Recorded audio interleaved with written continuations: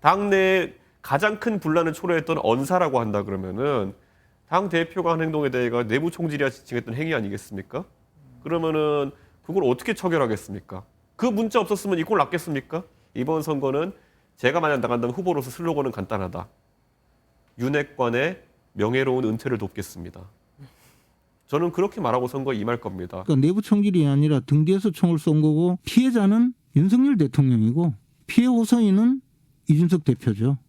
언제나 과분한 지지를 보내주셔서 진심으로 감사하게 생각하고 앞으로도 남은 일정 낮은 자세로 최선을 다하겠습니다. 호남에 들어오면 뭔가 변화가 있을 거다 이렇게 기대를 하고 있었습니다. 투표율이 그런데 너무 낮아서 어떤 변화의 진폭이 크지 않은 것 같고 무관심으로만 두실 것이 아니라 민주당에 대한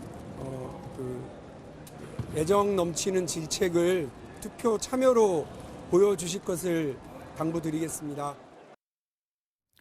한 주간의 여론 흐름 짚어보겠습니다. 배종찬 인사이트 K 소장, 이은영 휴먼앤데이터 소장 나오셨습니다. 어서 오십시오. 네, 안녕하십니까? 네, 배 소장님. 네.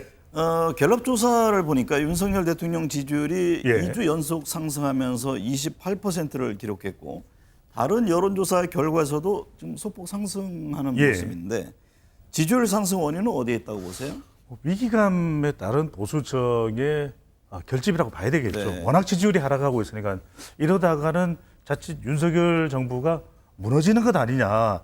20% 지지율이기 때문에 그런 위기감이 또 강하게 작동됐고 네. 윤석열 대통령도 기자회견을 계기로 해서 좀 신중한 모습을 보인 것도 네. 영향을 준 것으로 보입니다. 대체적으로 20대, 30대, 40대는 큰 변화가 없는데 60대와 70대 이상에서 윤석열 대통령 긍정 지지율이 조금 올라가고 특히 지역적 기반이라고 할 수 있는 대구 경북의 변화를 보면 위기감에 따른 네. 결집으로 이해됩니다.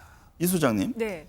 일각에서는요, 이준석 전 대표의 기자회견이 영향을 준 것 아니냐 이런 분석들을 내놓던데 네네. 말씀하신 대로 특히 이제 70대 이상 연령층에서 윤 대통령 지지율이 전주보다 13%포인트 급등했고요. 예. 50%대를 회복했더라고요. 예, 그렇습니다. 어떤 의미가 있습니까? 일단은 이제 70대가 57%로 50%대를 회복했고요. 국민의힘 지지층도 58%로 50%대를 회복을 했는데 일각에서는 이게 지금 고령자층에 대해서 표집을 더한 거 아니냐 이런 주장이 있는데 그렇지는 않고요. 네. 전체적으로 지금 이준석 당대표의 그 가처분 신청과 본안 소송 자체가 향후 국민의힘의 그 크게 위기가 될 수 있다라고 지금 판단을 하기 때문에 이렇게 좀 그 핵심 지지층에서 일단은 좀 지지를 상승시킨 것이 아닌가 이렇게 보여집니다. 네.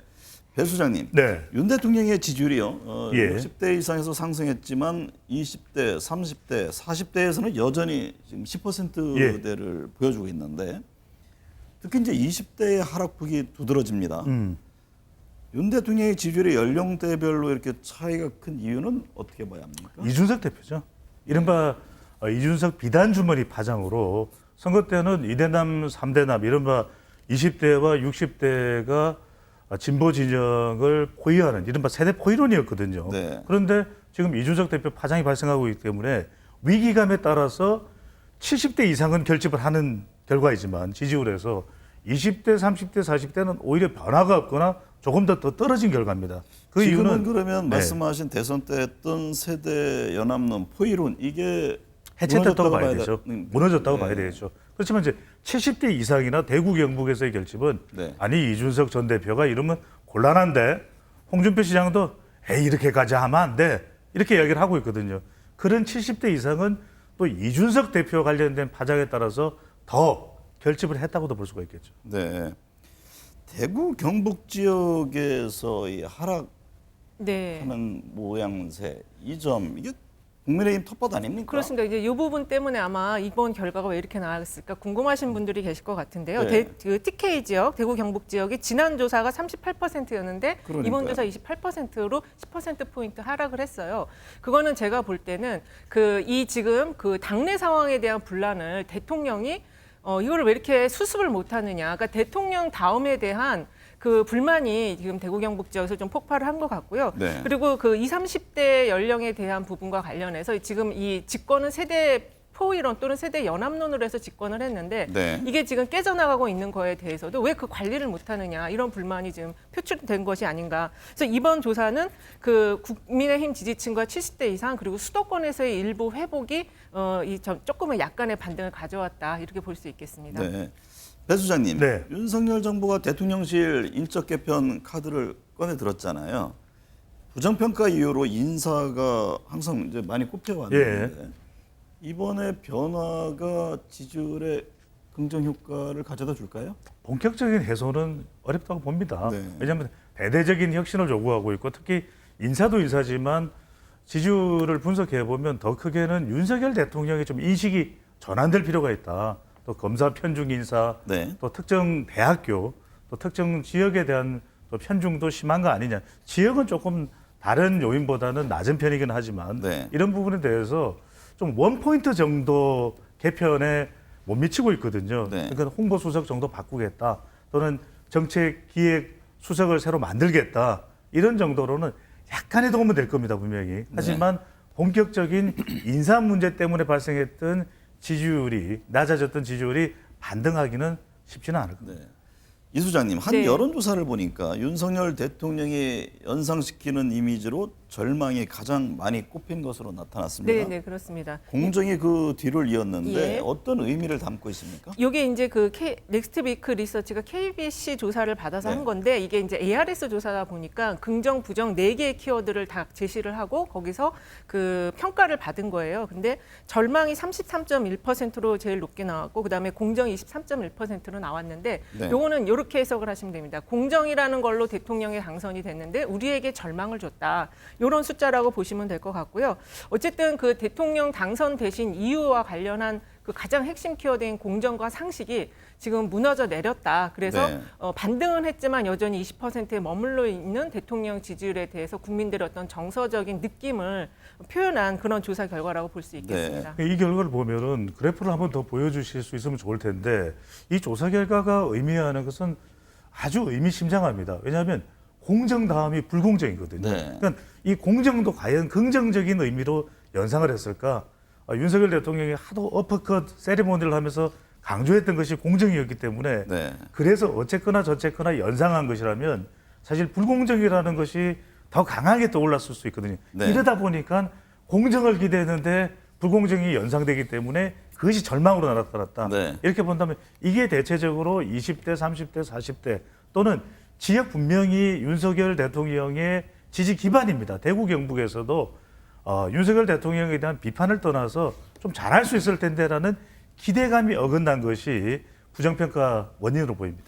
이 수장님, 네. 김건희 여사에 대한 호감도 조사에서도 큰 변화 없이 예, 비호감이 높습니다. 예, 그렇습니다. 그 민주당은 또 중앙경찰학교 참석한 것 등등을 놓고 네. 여러 또 지적을 하고 있는데 대통령 지지율에는 김 여사 행보가 어떤 영향을 주고 있나요? 그 지난주 조사에서 지난주에 저희가 좀 다뤘던 얘기 중에 그 김건희 여사가 대통령에게 영향을 미치는 요인 이 사람으로 1위에 올랐고요. 네. 그게 거의 70% 가까이 전문가들은 그렇게 높게 평가를 했습니다. 그래서 지금 이 대통령실 개편이 오늘 이제 뉴스의 핵심인데 그 개편의 내용이 그 본질적인 거를 바꾸지 않았다라고 지금 이제 평가를 받는데 그거의 핵심적인 요인이 지금 김건희 여사와 연동되어 있는 거 아닌가 이런 지금 시각들이 있는 것 같고 민주당이 특히 그러한 시각을 갖고 있는 것 같아요. 그래서 지금 김건희 여사의 일정이라든지 여러 가지에 대해서 국정조사를 지금 제기를 하고 있는 상황입니다. 그래서 네.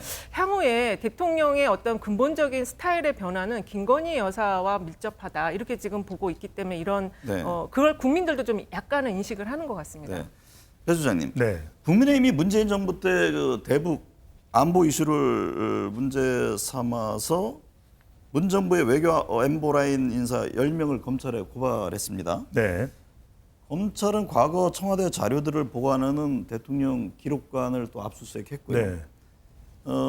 전 정권을 향한 대북 안보 수사 이것이 윤 대통령 지지율하고의 어떤 함수를 갖게 될까요? 저는 지지율에 이제는 뭐 지지율이 올라가거나 또 내려가는데 크게 영향을 지지층 주지는 결집에도 큰 영향을 보수층 못 주나요? 정도는 결집할 것 같아요. 네. 근데 왜 그러냐면은 대통령이 기자회견에서도 수사할 건 수사하겠다라고 강조를 했고 또 북송 어민 관련된 내용을 비롯해서 이미 또 수사를 해왔었거든요. 네. 근데 이 조사를 통해서 수사를 통해서 대통령의 지지율이 올라가기는 어려워요. 그런데 여기서 핵심은 뭐냐면 윤석열 대통령은 이게 지지율이 보탬이 안 된다. 지지율에 보탬이 안 된다. 또 지지율이 부정적인 영향을 미칠지도 모른다고 해서 수사 안 할 또 이 계제는 아닌 것 같아요. 네. 그래서 윤석열 대통령이 그동안 지지율과 윤석열 대통령의 행보 분석을 해보면 지지율과 상관없이 이 수사는 지속할 수밖에 없는 그런 기준을 가지고 있는 것이 윤석열 대통령으로 보입니다. 네.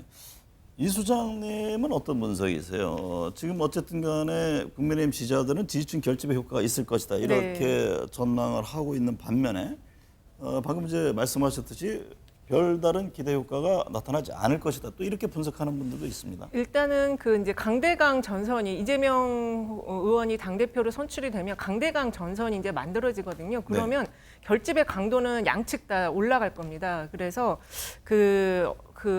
전국 자체가 굉장히 한랭 전선이 그려질 것이거든요. 네. 그래서 그거에 대해서 국민들이 일정 그러니까는 그 지지층이 있고 국민들이 있는데 지지층은 결집하지만 이 국민들은 또 그거에 대해서 굉장히 지금 안 좋게 보고 있어요. 네. 사실 지금 일기 신도시 재건축 관련해서도 여론이 굉장히 안 좋거든요. 그러니까 네. 그런 부분들 정책과 관련한 국민의 생활에 영향을 미치는 부분들에 대해서 국민들의 체감도가 굉장히 지금 부정적이기 때문에 네. 그래서 저러한 그 엇갈리는 지금 분석들이 나오고 있는 것 같습니다. 여론조사 기관마다 차이가 있습니다만 한국갤럽조사에서요. 국민의힘 지지율이 소폭 상승하면서 민주당을 다시 역전했습니다. 네. 이건 어떻게 봐야 합니까? 일단은 지금 최근에 당원 80조 관련 논란 때문에 지금 민주당의 경우는 지지율이 갤럽 조사 기준으로 3%포인트 하락을 했거든요. 네. 그리고 국민의힘은 아까 우리가 처음에 분석한 것처럼 핵심 지지층과 70대 이상이 이제 결집을 하면서 2%포인트 상승해서 이제 지금 크로스가 됐는데 사실 요거는 지금 이게 이제 이렇게 해서 쭉 갈 거냐 그렇지는 않을 것 같아요. 지금 이 반등이나 또 하락의 요인들이 일시적인 것들이기 때문에 조금 더 향후 전국의 추이에 따라서 정당 지지율은 좀 출렁일 가능성이 있어 보입니다. 네.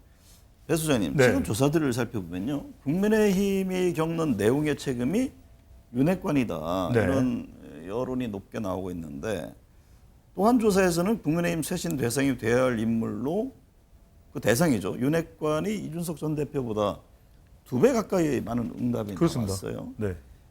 이게요. 차기 국민의힘 권력 구도에도 영향을 줄 만한 여론 흐름인가요? 그렇죠. 첫 번째로는 이게 일종의 동상이몽 여론이 만들어지고 있습니다. 뭐냐면은 지금 국민의힘 내분에 있어서 가장 책임을 져야 될 대상은 누군가 이렇게 물어보면은 윤핵관이거나 윤석열 대통령이 나옵니다. 이른바 윤윤 책임인데 네. 근데 보수 성향 지지층이거나 또 국민의힘 지지층에게 물어보면 누구에게 책임이 되냐? 그러면 이준석 전 대표의 책임도 상당히 높게 나타납니다.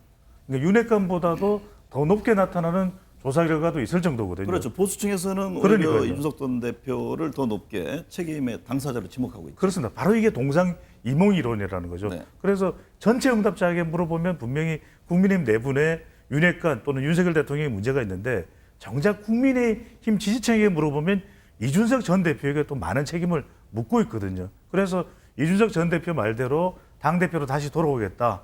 그리고 윤핵관을 몰아내겠다. 그게 쉽지만은 않은 겁니다. 네. 근데 여기서 이제 핵심은 뭐냐면 그렇다면 자기 당대표로 국민의힘에서 윤핵관 중에 누군가가 전면에 나설 수 있는 이것도 어려워요. 왜냐하면 윤핵관이 전면에 나서는 순간 겨우 국민의힘 지지층은 애게게 이렇게 결집할 수 있을지 몰라도 중도층까지 외연확대가 그러면 선거를 앞두고 총선을 앞두고 총선 전이라도 어려울 수밖에 네. 없거든요. 그렇다면 누군가 윤핵관을 대리해 줄 수 있는 사람이 당대표로 더 적임자가 될 가능성이 높게 되는 것이죠. 네. 짧게 첨언을 하면 지금 저게 이제 당신과 민심이 완전히 분리되어 있는 그런 패턴이어서 네. 근데 지금 정당 지지율은 36%니까 정당 그 국민의힘 36, 민주당도 한 30대 초반 그리고 나머지 333으로 구분이 되어 있어요. 이 무당파층에 속한 이 30%를 누가 잡느냐 이 싸움인데 그러려면은 당신보다는 민심 쪽으로 방향을 잡아야지 그걸 30%를 잡을 수 있다 이렇게 정리할 수 있겠습니다. 이준석 대표는 SNS를 통해서요. 윤핵관 정계 은퇴에 힘을 보태달라면서 당원 가입을 독려하고 있는데 네. 이게 직접 출마의 의지인지 아니면 영향력을 행사해서 또 다른 누구와 연대해서 뭔가 차기 지도 체제 선거에서 영향을 주려고 하는 것인지 어떻게 이해를 해야 합니까? 그러니까 일단 이준석 전 대표도 지금 자신의 미래 또 당의 미래에 대해서 이제 예측을 할 수 없는 상황일 것 같아요. 네. 그래서 기본적으로는 그 선당후사라는 그 지난 기자회견 때 선당후사라는 거 굉장히 길게 얘기했잖아요. 그러니까 그런 관점 하에서 좀 전에 말씀드린 333 구도 안에서 이 무당파층에 해당하는 일반 국민의 여론을 잡겠다. 그러려면 일단은 당에 나에 대해서 힘을 좀 보태달라, 당원 가입을 해달라 이렇게 얘기를 하는 것이고요. 최악의 상황에 있어서는 당원을 가입하신 그분들에 대해서 다 그분들을 모시고 새롭게 어떤 새로운 일을 도모하겠다. 네. 창당이라든지 이런 것도 염두에 두고 있는 것으로 근데 보입니다. 이준석 전 대표가 당원 가입, 동력 이건 좀 제한적일 수밖에 없는 것이 물론 이제 청년 세대가 적극적으로 많이 가입하면 이준석 전 대표의 우호적인 여론이 생길 수 있는데 그렇게 되면 현역 의원들 이준석 전 대표에 대해서 반발하는 이른바 윤핵관 세력들은 가만히 있겠습니까? 그러면 60대, 70대 이상 지역별로 대구, 경북에 더 동료를 하겠죠. 네. 더 가입을 해서 이거 큰일 난다. 이준석 전 대표가 당을 장악할 수 있다. 그래서 당원 가입 동료는 도움은 되겠지만 이준석 전 대표에게 하지만 제한적일 수밖에는 없을 것으로 보입니다. 민주당 전당대회 살펴보죠. 최대 승부처로 꼽힌 호남 전북에서도 이재명 후보가 압도적으로 네. 앞섰습니다.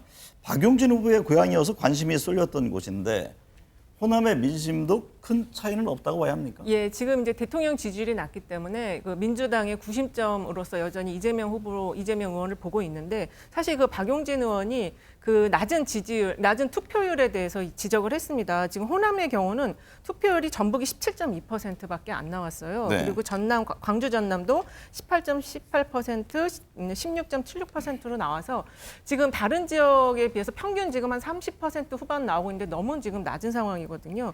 이 부분은 이재명 의원이 지금 거의 이제 당대표가 될 확률이 높아지고 있는데 굉장히 중요한 향후의 과제로 좀 대두될 것으로 보입니다. 네. 이재명 후보에게요. 네. 여러 이제 뭐 사법 리스크 등등등을 많이 지적하고 또 당내 뭐 당헌 개정 관련해서 공격을 받았습니다만 네.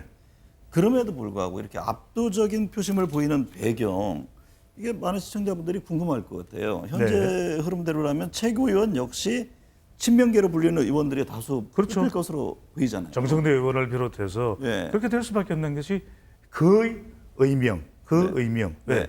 그 대명입니다. 이제 확대명 확실히 대표는 이재명이 아니라 거의 대부분 이재명이 돼버렸죠. 그렇게 표심을 되는 몰아주는 배경은 어떻게 읽어야 합니까? 대안이 없습니다. 대안 부재. 누군가 당을 적극적으로 이끌어 나갈 수 있는 거친 풍당을 해치고 없는 겁니다. 그러니까 네. 의존도가 시간이 지나면 지날수록 이재명 의원에 대한 당대표 후보에 대한 의존도가 더 강해질 수밖에 없고 마지막으로는 제가 그 의윤이 말씀드렸잖아요. 네. 윤은 뭐냐? 윤석열 대통령의 낮은 지지율입니다. 윤석열 대통령의 지지율이 높았다면 당 내에서도 민주당 내에서도 누군가 대항마가 나올 수도 있었겠죠. 근데 워낙 지금 같이 대선에서 맞붙었던 윤석열 대통령의 지지율이 대폭락을 하니까 그래 그렇다면 우리의 대안은 민주당의 대안은 이재명이다. 그러니까 민주당이 이재명이고 이재명이 민주당이 되는 상황이 된 거죠. 네. 이은영 소장님은 어떻게 이해를 하고 계세요? 일단은 이게- 이재명 후보에 대한 압도적인 표심을 몰아주는 것에 대해서. 일단은 지난 대선에서 격차가 너무 적게 났고요. 네. 그리고 그 지금 취임 3개월인데 지지율이 너무 낮습니다. 그런 면에서 이재명 의원을 다시 소환할 수밖에 없는 민주당 지지층에서는 그런 분위기가 있는 것은 확실하고요. 그리고 국민들도 이런 상황이면 차라리 그때 그 정도 차이로 이재명 의원이 됐으면 어땠을까 이런 생각도 하는 것 같습니다. 네. 오늘 그 전남 광주 네. 대표가 있잖아요. 그렇습니다. 전체 흐름은 어떻게 예상하세요? 거의 전북과 비슷한 흐름으로 갈 것으로 예상이 되고요. 네. 이제 수도권이 문제인데 이런 상황이면 수도권도 비슷한 흐름으로 가지 않을까 이렇게 보여져요. 네.